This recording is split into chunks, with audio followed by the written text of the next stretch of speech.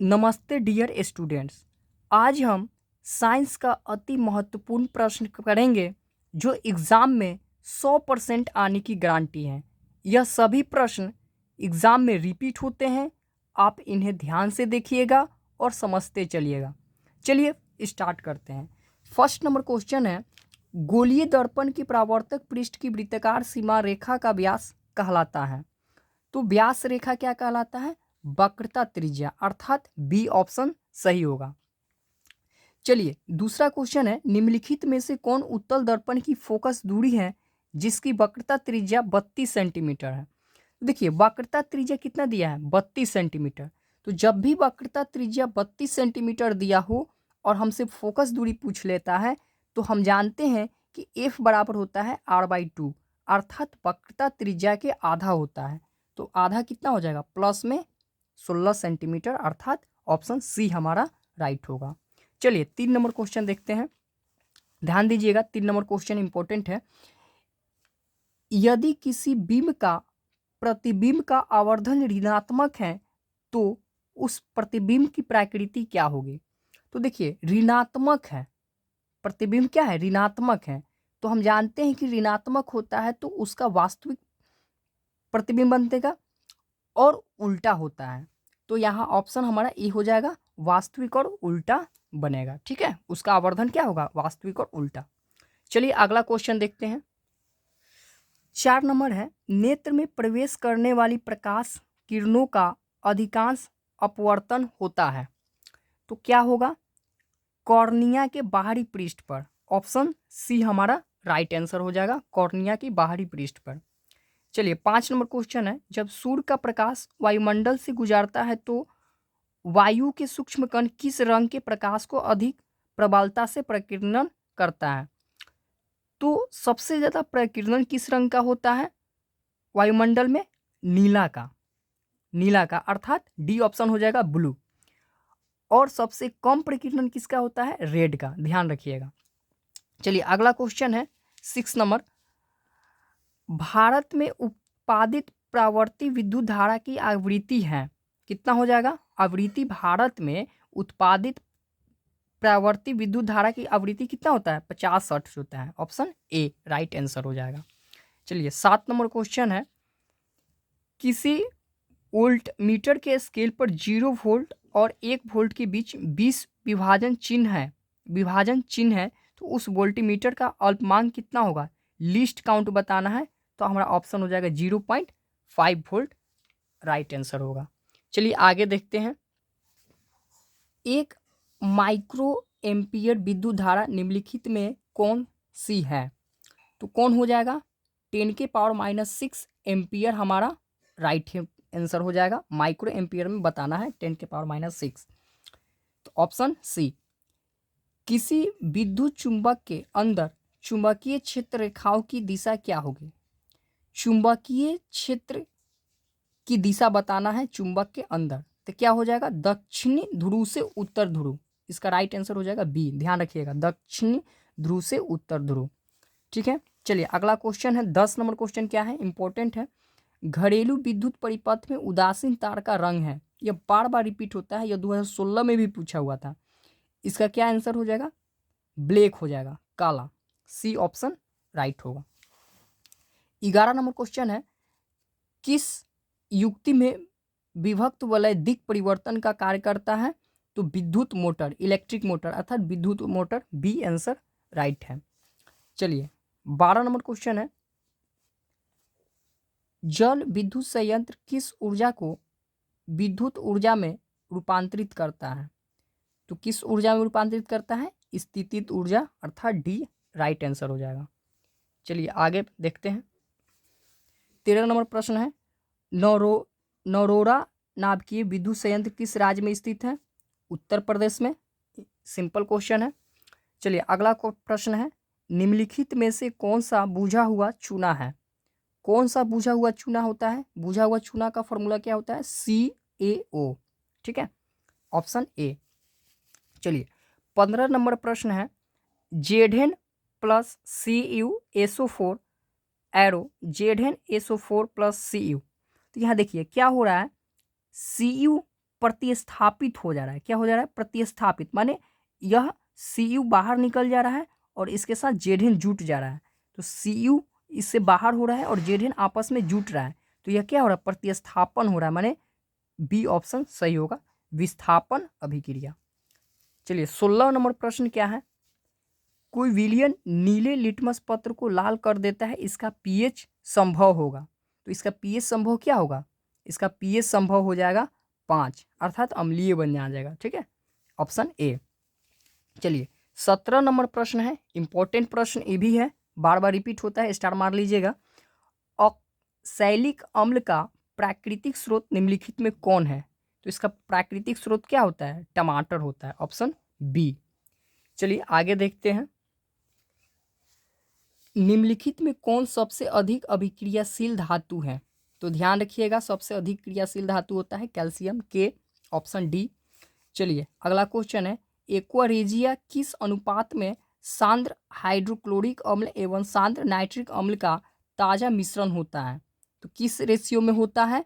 किस रेशियो में होता है? 3:1 में। ध्यान रखिएगा 3:1, ऑप्शन सी हो जाएगा 3:1। ठीक है, अगला क्वेश्चन देखिए, C+O का प्रावर्तक समूह निम्नलिखित में कौन है? तो ये ध्यान रखने, एल्डिहाइड का है, यह क्रियाशील मूलक है एल्डिहाइड का। ठीक है, इंपॉर्टेंट क्वेश्चन है।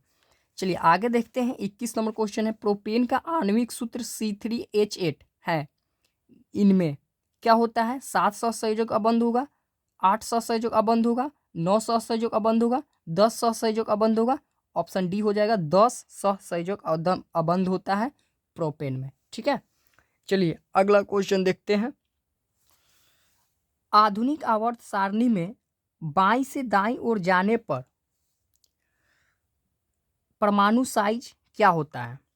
ठीक है, आधुनिक आवर्त सारणी में बाईं से दाईं जाने पर परमाणु साइज में क्या होता है? बढ़ता है, घटता है, अपरिवर्तित रहता है, या इनमें से कोई नहीं? तो ध्यान रखिएगा डिक्रीज करता है, ऑप्शन बी हो जाएगा, घटता है। अगला क्वेश्चन, आधुनिक आवर्त सारणी में कितने ऊर्ध्व स्तंभ है? तो 18 होता है, ऑप्शन डी, 18 ऊर्ध्व स्तंभ होते हैं। ठीक है, ग्रुप।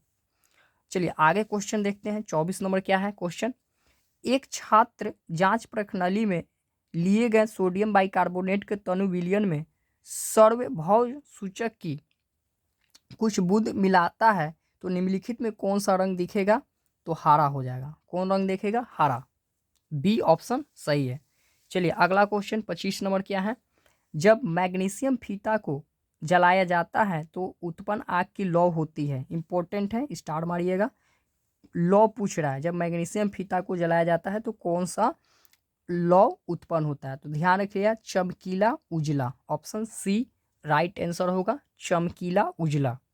चलिए आगे देखेंगे क्या प्रश्न है, एक जांच प्रणाली में लिए गए विलयन में एक लोहे की कील को डुबाया गया, आधे घंटे के बाद यह देखा गया कि विलयन का रंग परिवर्तित हो चुका है, तो उस जांच प्रणाली में विलयन था, तो कैसा विलयन था? ध्यान रखिएगा, एक प्रणाली में क्या था? लोहे को डुबाया जाता है। ठीक है, तो आधे घंटे बाद देखा गया कि विलयन का रंग परिवर्तित हो चुका है, तो उस जांच प्रणाली में विलयन क्या था? CuSO4 था। ध्यान रखना, CuSO4, option B right answer होगा। ठीक है, चलिए 27 नंबर प्रश्न को देखते हैं। 27 नंबर क्या प्रश्न है, निम्नलिखित में कौन से यंत्र का उपयोग रक्त दाब मापने के लिए किया जाता है? तो याद रखना, रक्त दाब को मापने के लिए कौन सा यंत्र यूज किया जाता है? स्फेग्नो मैनोमीटर, अर्थात सी राइट आंसर हो जाएगा।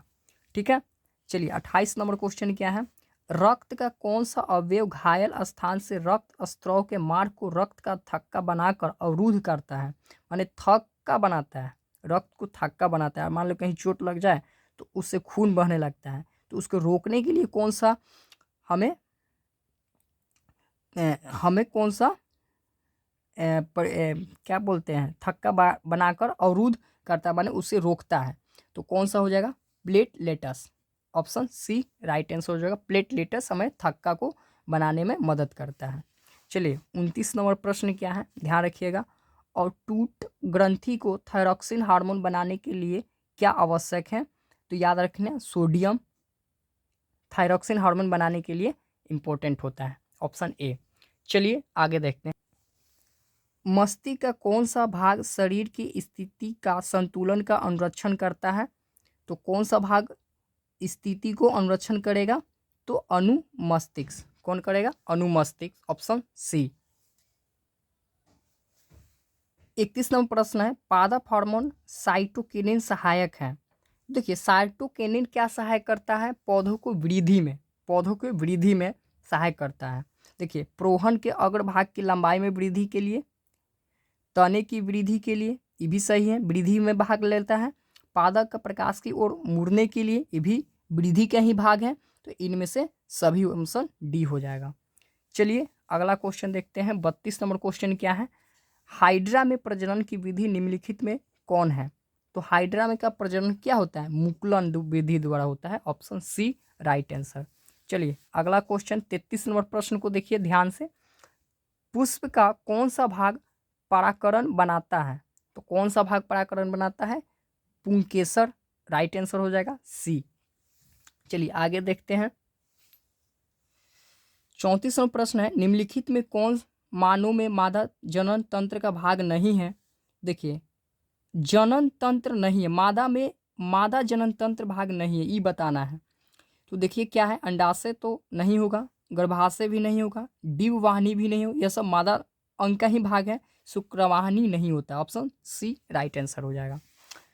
35 नंबर प्रश्न है, वंशागत नियमों का प्रतिपादन किसने किया था? एकदम सिंपल क्वेश्चन है, चार्ल्स डार्विन किया था, ऑप्शन ए।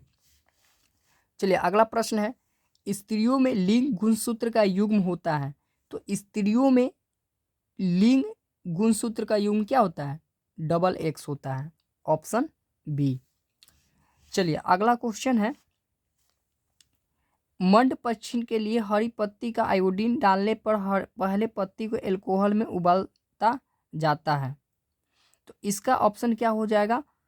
क्लोरीन को घोलने के लिए। क्या हो जाएगा? ऑप्शन बी, क्लोरीन को घोलने के लिए।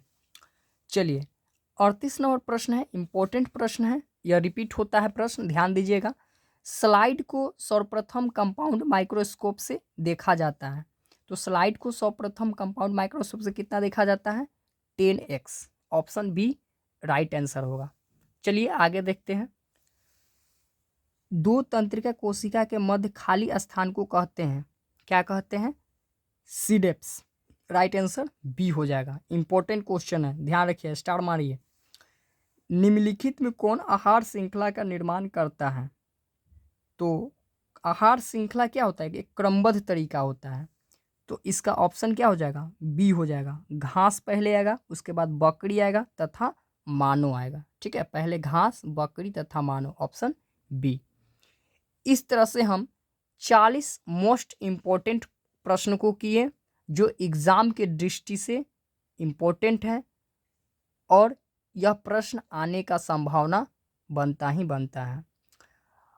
अतः अगर वीडियो मेरे यह सभी यूजफुल हैं, अगर प्रश्न यूजफुल लगे तो हमारे वीडियो को लाइक और सब्सक्राइब करना मत भूलिएगा, और दोस्तों के साथ शेयर भी कर दीजिएगा।